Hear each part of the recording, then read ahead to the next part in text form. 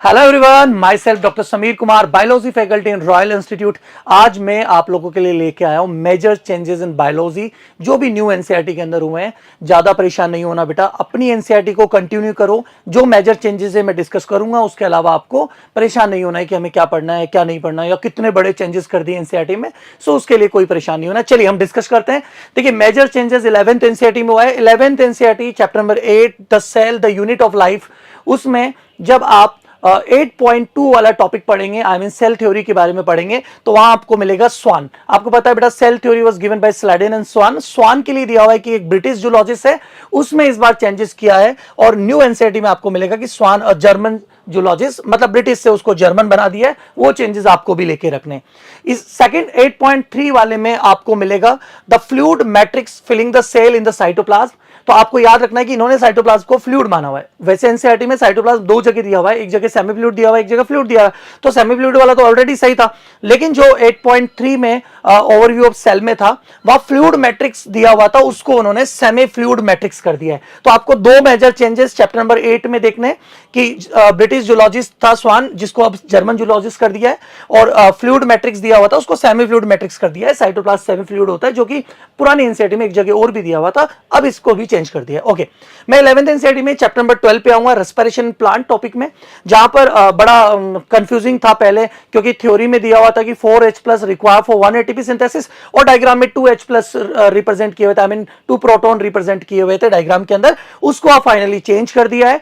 तो आप जब रेस्पिरेशन इन प्लांट चैप्टर में जाएंगे, वहां पर ऑक्सीडेटिव फॉस्फोराइलेशन टॉपिक में जब जाएंगे, तो इस डायग्राम को चेंज कर दिया है। आई मीन 2H+ रिक्वायर को अब 4H+ रिक्वायर कर दिया है। थ्योरी में ऑलरेडी चेंजेस था, अब सिर्फ डायग्राम के अंदर जो कि 12.5 फिगर है उसमें चेंज कर दिया है। तो आप रेस्पिरेशन प्लांट का भी ध्यान रखेंगे।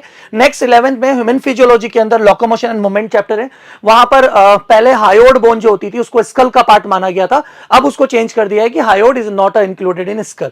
इन्होंने पहले दिया हुआ था hyoid is present the base of the buccal cavity and it is the also included in the skull. लेकिन अब इन्होंने क्या कर दिया है, hyoid is present at the base of the buccal cavity and it is also it is not included in school. तो अब उसको क्या कर दिया है कि वो स्कल का पार्ट नहीं है। तो अब याद रखना है कि हायोड को आपको स्कल का पार्ट नहीं मानना है।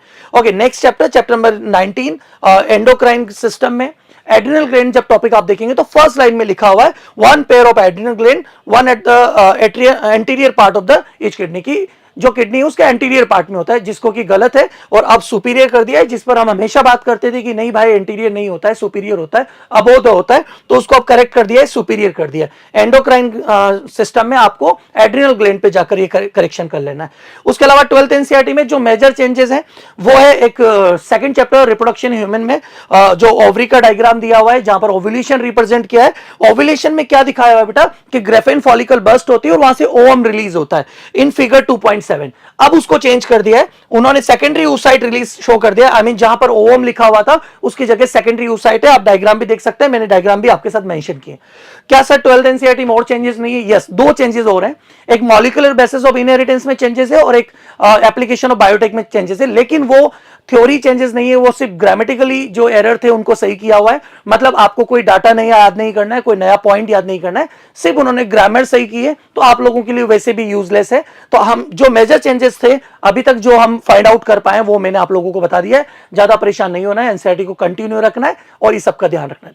Thank you so much.